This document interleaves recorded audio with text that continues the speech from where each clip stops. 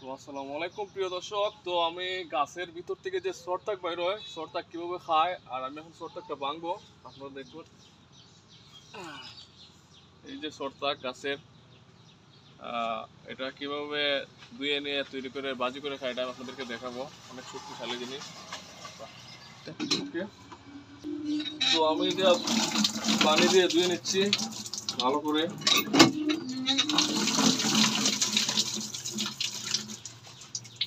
এই যে ধুইলে সাদা হয়ে যায়।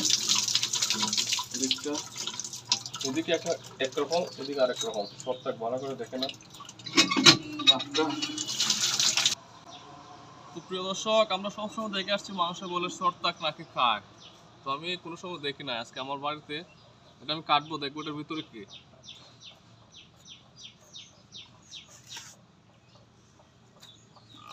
এই যে সরতাক কাটতেছি,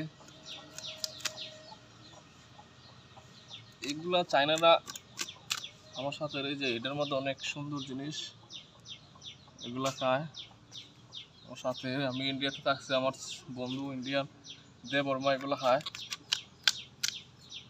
খুব হেবি শক্ত।